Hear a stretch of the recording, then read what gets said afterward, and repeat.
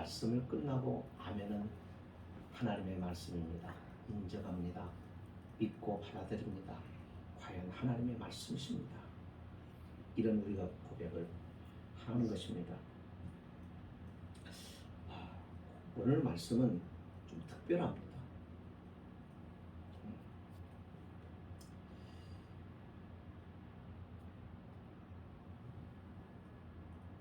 참 예레미야 선지자가 그 별명이 눈물의 선지자예요. 왜 눈물의 선지자냐면 많이 울었어. 사명을 감당하면서 많이 울 수밖에 없는 것이 하나님이 예레미야에게 보여주고 자 말씀하시면서 이 내용을 너희 백성들에게 전해라 하셨던 하나님이 주신 말씀이 뭐냐면 자기가 살고 있는 유다 나라가 멸망당한다고 하는 소식이에요. 여러분 한번 생각을 해보세요. 여러분 같으면 좋은 소식을 전하고 싶어요? 나쁜 소식을 전하고 싶으세요? 좋은 소식을 전하면 그 좋은 소식을 전에 듣는 사람들이 즐거워서 기뻐하고 거기 가면 그래도 대접을 받습니다. 그죠? 예. 그런데 가서 나쁜 얘기하고 나쁜 소식을 전해주면 앞으로 너희의 미래가 불행하게 될 것이다 라고 그러고 다니면 미움받겠죠. 그러니까 하고 싶지 않은 일이에요. 근데 예레미야가 그 일을 하는 거예요. 그 일을. 근데 가만히 보면 예레미야뿐만 아니에요. 다른 선지자들도 많이 그랬어요. 그래서 선지자들이 가서 하나님의 말씀을 전하라고 해서 전했을 때 많이 욕먹고 많이 공격당하고 어떤 사람은 돌에 맞고 감옥에 갇히고 어떤 사람은 살해되기까지 했어요. 자, 이 정도 되면은 선지자 하고 싶겠어요? 하기 싫을 것 같아요. 저도. 그건 당연하죠. 사람인데. 그죠? 당연합니다. 근데 이런 소식을 전해야 되니 예레미야가 속이 너무 안 좋은 거예요. 마음이. 그리고 예레미야를 좋아하지 않아. 다 왕부터 모든 백성들이 예레미야를 안 좋아해요. 인기가 없어요. 다 외면해버리고 무시해버리고 예레미야 오면 피해가 버리고. 그래서 예레미야도 하나님 나 도저히 못하겠습니다. 이 일을 정말 못하겠다고 그랬을 때 하나님께서는 그래도 막무가내시는 거예요. 가라 이거. 이게 네 사명이다. 사명자는 자기가 싫어도 해야 되는 거예요. 어쩔 수 없어요. 이게 그렇더라고요. 내가 원하는 것을 하는 게 아니라 주님이 하라고 하니까 어쩔 수 없이 하는 거예요. 그러니까 내가 싫어도 해야 되는 거예요. 그래서 예레미야가 이런 거예요. 이 말을 또 가서 백성들이 싫어하고 자기들을 공격하고 욕하고 그래서 전하기 싫어서 이렇게 피해서 도망가고 싶은 마음이 있는데 그때 하나님이 어떤 마음을 주시냐면 자기 나라 민족들을 사랑하는 마음을 주시는 거예요. 그러니까 안전하면 안 되겠는 거예요. 한번 생각해 보세요. 나쁜 소식은 왜 전하는 걸까요? 왜 경고하는 말씀을 전하는 거예요? 앞으로 이와 같은 일이 너희들 계속 진행하다 보면 그런 일이 생길 거니까 돌이켜라, 빨리 돌이켜라. 그래서 그런 일이 일어나지 않도록 미리 예방을 해라. 이런 의미에서 보내시는 거 아니겠어요? 그래서 가서 전해서 빨리 이 백성의 마음을 돌이켜서 하나님께로 향하도록 해야 되겠다 하는 그런 바람과 열망을 가지고 또 욕먹을 줄 알면서 공격받을 줄 알면서 가서 또 전하는 거예요. 그러면 탕 욕먹고 무시당하고 인격적으로 모욕당하고 그리고 또 돌아오고 지친 모습. 이 일을 그의 사형 내내 감당한 거예요. 그래서요 진짜 선지자와 가짜 선지자가 성경에 나오는데 진짜 선지자는 하나님 말씀을 전해요. 가짜는요 사람의 귀에 듣기 좋은 말이에요. 참 성도와 거짓 성도를 어떻게 구별하냐면 참 성도는 하나님의 말씀인가 아닌가를 구별해내요. 그러나 거짓 성도는 이걸 분별을 못해요.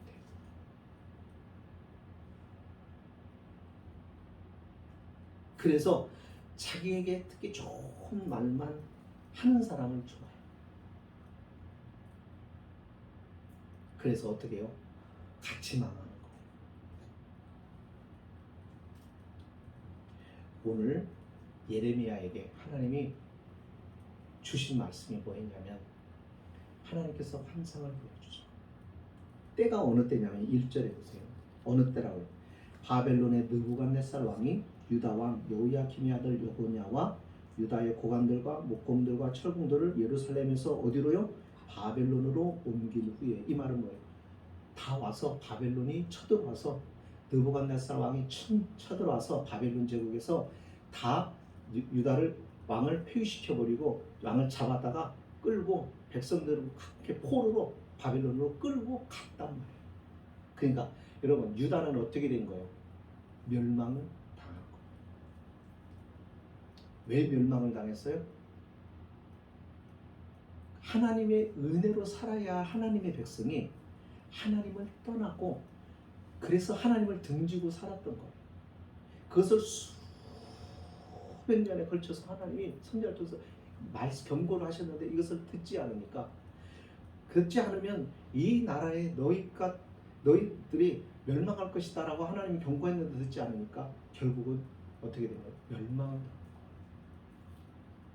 그러니까 유다 제국이 바벨론에게서 점령을 당한 거예요. 여러분 나라가 멸망을 할 때 그 백성들의 운명이라고 하는 것은 참 기가 막힌 겁니다. 우리가 나라가 있어서 이렇게 주권도 있고 어떤 우리가 행복하게 살고도 싶고 어떤 나라에 대해서 막 이렇게라도 해달라고 데모도 할 수가 있고 모든 게 가능하죠. 나라에 잃어버리면 가장 비참이죠. 우리는 직접 겪었잖아요. 일제라고 하는 거. 그러니까 우리가 역사에 대한 인식을 해야 되는 거예요. 유대인들은 철저하게 지금도 2000년 동안 나라를 잃어버리고 살았으니 얼마나 많은 서러움이 있었겠어요. 그래서 다시는 나라를 잃어버리지 않게 해야 된다고 생각해서 지금도 아이들에게, 자식들에게, 손주들에게 국가적으로, 민족적으로 철저하게 가르치는 게 뭐냐면 과거에 자신들이 당했던 그 역사의 아픔을 그대로 간직하도록 그리고 살도록 그렇게 교육합니다. 그래서 유대인들은 무섭습니다. 그 조그마한 나라인데도 나라가 잃어버리거나 위기의 상황이 오면은 덜덜 뭉쳤어요. 아무도 데려갈 수 없게 만들어요. 예.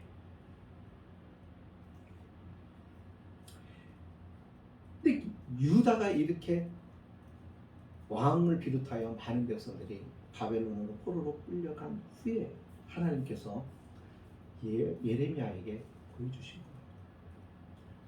두 개의 광주리가 있어요. 근데 그 광주리에 무화과가 담겨져 있어요.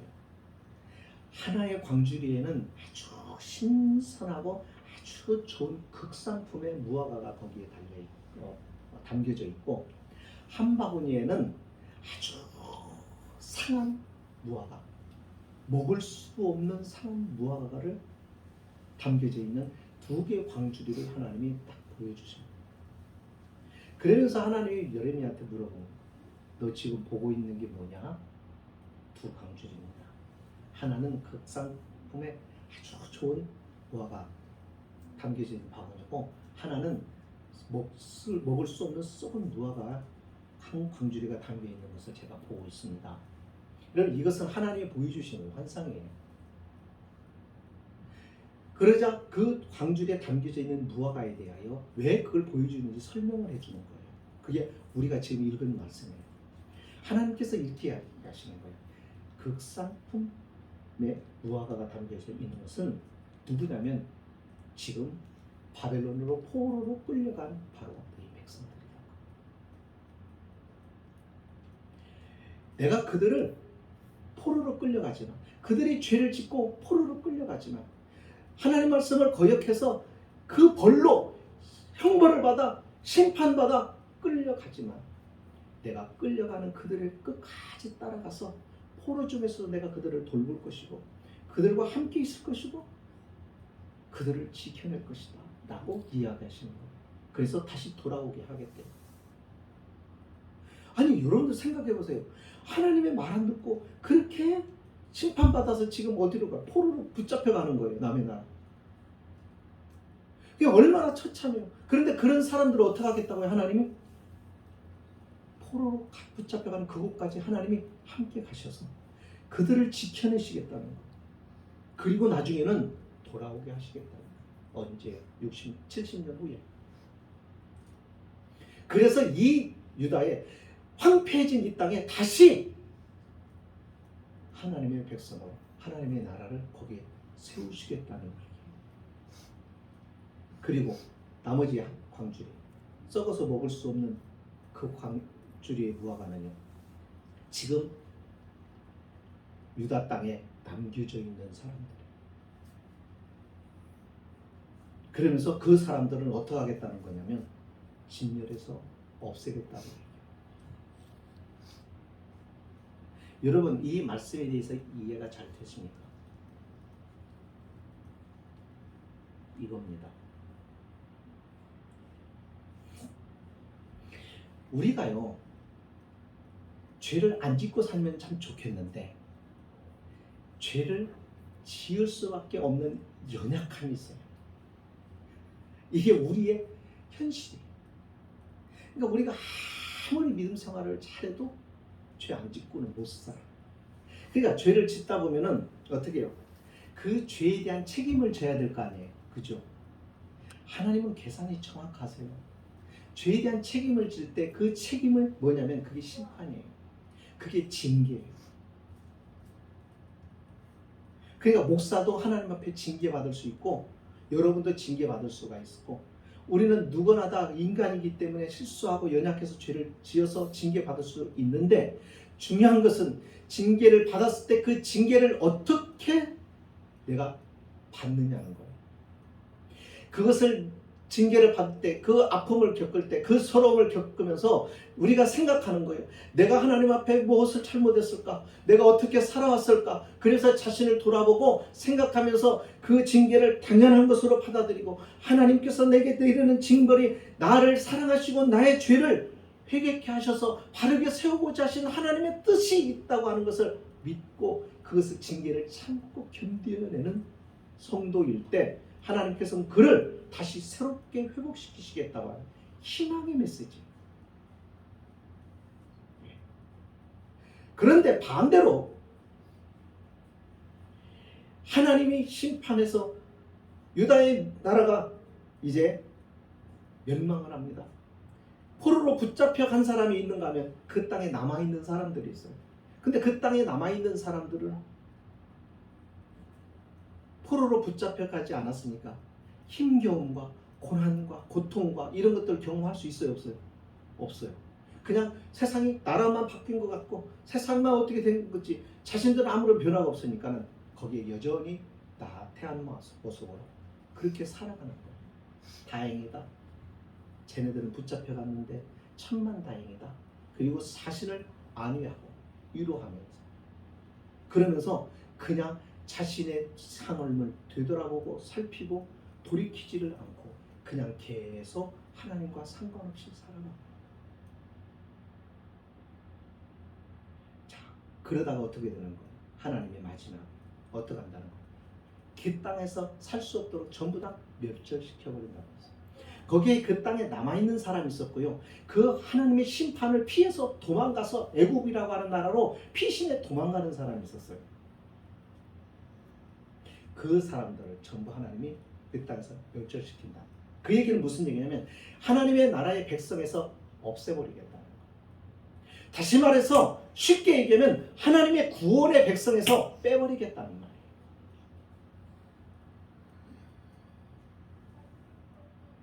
세상에 죄를 안 짓는 사람은 없습니다. 우리는 연약합니다. 신앙이 좋다가도 어느 순간에 여러분 어제까지만 해도 막 성령이 충만했어요. 예언도 해요. 막 그러다가 오늘 그때 오늘도 믿음이 좋으냐? 아니에요.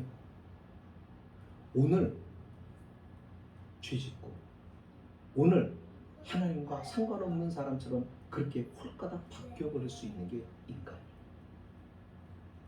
그러니까 우리 신앙에 대해서 자신하지 마십시다. 늘 조심해야 돼요. 자, 그게 인간인데, 자, 그랬을 때 실수하게 되잖아요. 그죠? 그때 죄가 오면 하나님은 반드시 여러분 뭐 하냐면 자꾸 우리는 용서한다고 생각하는 것을 그냥 묻어둔다라고만 생각을 하는 거예요. 그냥 이건 용서가 아니에요. 용서가 아니에요. 하나님 용서는 그게 아니에요. 이 죄에 대한 책임을 내가 지고 그 무거운 책임, 수치 그걸 내가 책임을 지고 감당하는 거예요. 그거를 품고 하나님 앞에서 내가 징벌이라고 생각하고 하나님 앞에서 이것을 참고 당연한 것으로 받아들이는 겸손함, 그리고 하나님을 의지할 때 하나님은 그 죄를 용서해주고 그를 회복시켜 주시는 거예요. 쉽게 얘기하면 이거예요. 오늘 제목이 뭐죠? 절망 속에서 피는 꽃이죠. 철저하게 우리는 절망을 해야, 정말 내가 완전히 소망을 잃어버려야, 내가 인생 밑바닥까지 떨어지면 그때 여러분 하나님께서 희망이라고 하는 빛을 우리에게 다 던지신다. 무엇을 의미하냐면 너 힘으로 살 수 없지? 안 되겠지? 이걸 깨달을 때까지. 그러니까 우리가 아무 일 없다, 평안하다 할 때 우리가 조심해야 되는 게 그거예요. 예레미야가 사람들의 미움을 받는 게 자꾸 죄를 지적하니까, 하나님의 심판을 얘기하니까 듣기 싫은 거예요. 그런데 그 주변에 거짓 선지자들이 다 있어요. 그냥 온통 그 사회와 나라는 거짓 선지자들을 자신들이 하나님의 영을 받았다, 하나님의 능력을 받았다 그러면서 다 하는 말이 뭐냐? 아니야, 괜찮아, 괜찮아, 괜찮아. 하나님은 선하신 분이가 괜찮아, 괜찮아. 걱정하지 마. 절대로 당신의 구원은 취소될 수가 없어. 이러면서 죄를 돌이킬 수 있는 경고를 하지 않는 거예요. 그러니까 무슨 얘기야? 사람의 마음에 맞추어서 그 마음을 즐겁게 하고 사람의 기분을 위해서 말을 했지, 하나님의 진실하신 말씀, 하나님이 하고 싶은 말, 하나님이 전하려고 하는 그 말을 전해주지 않는 거예요. 그러니 결국 어떻게 돼요? 이렇게 되는 거예요.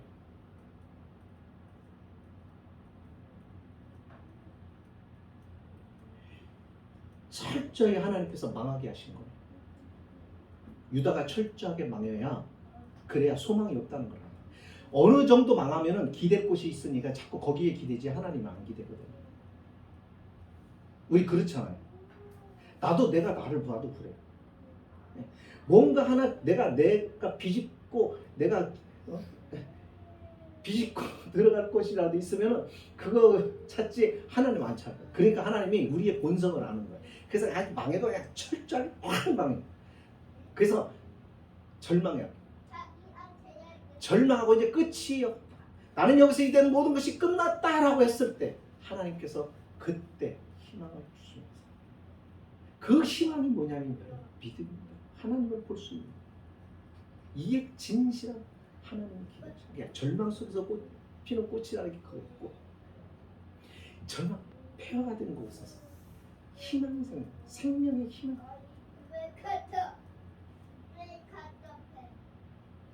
이게 성경의 역사를 통해서, 이게 인류의 역사. 여러분, 이것이 세상에서 일어나고 있는 일들이에요. 그러니까 여러분 그렇잖아요. 저와 여러분이 구원 받았어요. 그죠? 자, 구원 받았었는데, 구원 받았다고 하는데, 여러분 구원 받았을 때 심판이 없이 구원 받았다고 생각하시면 안 돼요. 심판을 통과해야 구원이 있어요.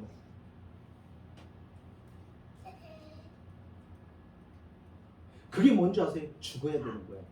하나님의 징계로 우리가 심판을 받아야 되는 거예요. 그 징계의 심판이 뭐냐면 우리가 죄 지은 대로 심판을 하는데 그 죄값이 어마어마하게 큰 거라. 그러니까 이것은 그냥 몇 년형이 아니에요. 그냥 사형인 거예요. 그 심판을 내가 안 받았을 뿐이에요. 누가 받으신 거예요? 주님이 받으신 것 뿐이에요. 그냥 주님이 대신 심판을 받았으면 그럼 나는 그러면 구원이 됐으니까는 나는 죄 지어도 괜찮으냐? 아니에요. 내가 죄를 지을 때 우리가 다시 심판의 자리로 내가 가야 되는 거예요. 그게 어디예요? 주님의 십자가. 그 십자가를 생각하고 그 십자가 앞에서 내가 주님을 바라보고 주님이 왜 저렇게 처참하게 죽으셨는지, 무엇에 의해서 저렇게 주님께서 저렇게 비참하게 되셨는지 그것을 우리가 생각해내고 내 죄, 바로 이 죄, 내 죄가 이것이 해결되지 않으면 하나님 앞에서 내가 저런 모습이 되는구나 하는 것을 생각하고 거기서 돌이키는 것이에요. 그 과정이 없이는 구원이 없어요. 그냥 막연하게 천국 가는 게 아니에요. 신앙생활을 잘못한다고.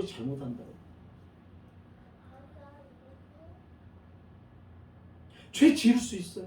우리가 연약한, 일부러 죄를 지라는 게 아니에요. 우리는 어떻게든 죄를 안 지려고 하지만은, 여러분 신앙을 가지고 있어요. 안 지려고 하는데 이게 안 되잖아요. 안 지려고 해서 안 져져요? 아니란 말이에요. 그러니까 어쩔 수 없어요. 이게 가지고 있는 체질이 그런 거예요. 우리의 육체가 죄로 오염이 되어 있기 때문에, 본질이 우리가 죄 가운데 이렇게 있기 때문에 우리는 아무리 의롭게 살고 거룩하게 살고 하나님의 뜻대로 살려고 하는데도 안 되는 거예요. 그런데 하나님이 그렇게 하는 우리의 모습을 기뻐하신다니까.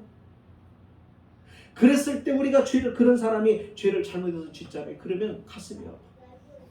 그래서 그것을 가지고 하나님 앞에서 회개하는 거예요. 하나님이 그것을 용서하시고 치유하시고 다시 고치시고 은혜를 베푸시고, 그렇게 해서 믿음이 유지가 되고 우리를 천국까지 인도해 가시는 거지, 그 회개가 없이는, 심판이 없이는 절대로 천국 못 가요. 그 내용들을 다 생략해버리고 살아요. 오늘 말씀이 그 얘기예요. 오늘 말씀. 자, 여기 그거잖아요. 하나님의 생각은 이거다. 유대인들은 뭘 생각했냐면 절대로 성전은 망하지 않는다. 하나님이 계시는 곳인데 절대로 망하지 않는다. 믿음이 좋은 것 같죠. 이 얘기예요. 내가 구원받았으니 나는 절대로 안전하다. 그런데 구원을 받았는데 내 안에 하나님이 안 계신 거예요. 그럼 어떻게 되는 거예요? 근데도 구원받아요? 아니라. 왜 하나님께서 이 성전을, 여러분 유대인들이 성전을 무너뜨린 게 아니에요. 누가 무너뜨려? 하나님이 버려버렸어요. 자신을 만나고, 하나님이 이스라엘 백성들과 만나주기도 하고 하나님과 만날 수 있는 장소란 말이에요. 하나님이 하늘과 땅이 만나는 곳이에요. 하나님과 당신의 백성이 만나는 곳이 어디? 성전이었어요. 근데 하나님이 그 성전을 버렸다고. 버리니까 이방인들이 와서 짓밟아 버린 거예요. 하나님이 왜 버리셨을까? 그 버리신 이유는 뭐냐면은 유다의 백성들의 마음에서 하나님을 지워버린 거예요. 근데 하나님 그거예요. 형식이 중요한 게 아니라 내 마음이 무엇을 향하고 있냐, 내 마음이 뭘로 채워져 있냐, 내 마음속에 내가 있느냐, 내가 없다고 한다면 나는 이 성전도 버려버릴 거야. 솔로몬이 아무리 공을 들이고 아무리 많은 거액을 들이고 웅장하고 아름답고 완벽하게 지었어도 하나님은 버려버려요. 하나님은 그게 중요한 게 아니에요. 하나님 중요한 것은요, 자기 백성의 마음이기 때문에. 그러니까 여러분, 우리가 마음을 들이지 않으면 우리의 모든 예배도 헛것이 돼요. 우리가 마음으로 중심에서 하나님을 사랑하는 마음에서 드리지 않으면 우리의 헌금도 의미가 없어요. 우리가 시간을 바쳐도 의미가 없는 거예요. 그래서 하나님이 원하시는 게 뭐냐면 사랑. 너희가 무엇을 하든지 그 해야 하는 일이 사랑하는 마음으로 해라. 사랑하지 않으면 헛것이다. 사랑하는 마음으로 구제하고, 사랑하는 마음으로 예배하고, 사랑하는 마음으로 사람을 상대하고, 우리가 다른 사람에게 도와주고 마음에서도요. 누가 가난한 사람이 있어요. 힘들어하는 사람, 우리가 그를 도울 때, 그를 정말 사랑하는 마음으로 그들을 도우면 그것이 하나님께서 받으실 만한 축복이 됩니다. 하나님이 그것을 기억하고 계셨다 나중에 갚으시는 거예요. 그런데요, 그 마음이 빠져버리고 그 사람은 그냥 줬어요. 그러면 여러분, 그걸 준 게 아니고, 그거는 하나님을 섬긴 것도 아니고, 그거는 뺏긴 거예요. 그 사람한테 뺏긴 거예요. 그냥. 그러니까 준 여러분만 손해보고, 그 정도로 사랑이 중요해요. 그러니까 그거 유대인 백성들 왜 없어요? 그들도 다 예배 드렸어요. 성전이 있었어요. 제사 드렸어요. 근데 왜 하나님이 계속 선지자를 보내서 말씀하시냐면, 마음이 없다 이거. 중심이 없다 이거. 나를 기억함이, 사랑함이 없다. 우리 그렇잖아요. 부부가 사는데 마음이 없어. 껍데기만 있어요. 의무와 책임만 있는 거예요. 사랑이 없어요. 그러면 행복합니까? 아무것도 없어요. 가난해요. 힘이 들어요. 그런데 진정 상대방을 존중하고, 저 사람 없으면 내가 어떻게 살아? 저 사람 나는 나에게 소중한 사람. 그리고 그 사랑하는 마음이 있으면요, 어디든 이기고 견디죠. 아름답죠. 다른 사람 보기에도 아름다울 뿐만 아니라 많은 사람들에게 영향을 주죠. 하나님은 그걸 원하시는 거죠. 말씀을 마칩니다. 하나님이 지금 유다에 심판하십니다. 이 심판을 기꺼이 받아들이는 사람이 있는가 하면, 이 심판을 외면하고 애굽으로 도망가 버리고 하는 사람들이 있었어요. 피해갔어요. 피해간 사람들, 하나님의 심판에 대하여 받아들이고 수용하지 않고 내팽개쳐으로 외면하고 날랐던 사람들, 그 사람들은 희망입니다.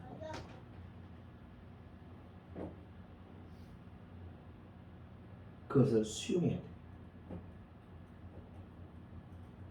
심판을 책임지려 하는 자, 인정하고 받아들이는 자, 내가 내 잘못과 허물 때문인 것으로 받아들이고 나갈 때 하나님은 그런 사람을 통해서 다시 일으키신다. 그 사람들을 통해서 다시 나라를 세우신다. 하지만 포로됨을 피하여 도망가거나 예루살렘에 남아있거나 애굽으로 도망갔던 사람들, 목숨을 부지한 사람들, 참 다행이다 라고 생각했던 사람들, 최종적인 심판이 오는데 그때는 멸망입니다.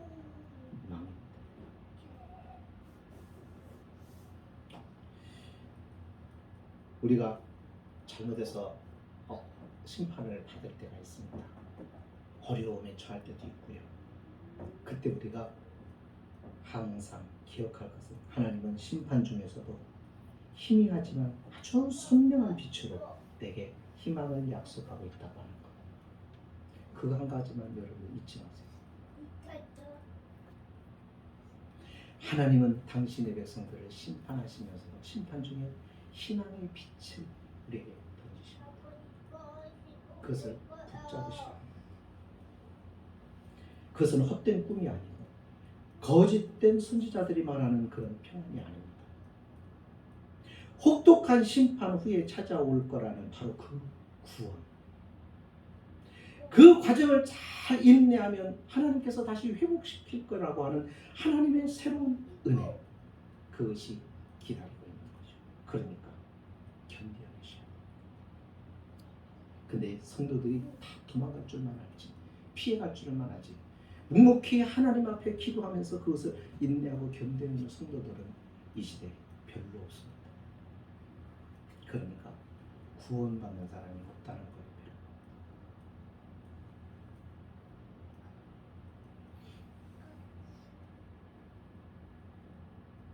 구원은 이 심판을 온전히 수용한 자들만의 몫이에요. 심판을 피한 자는 구원도 비껴갑니다.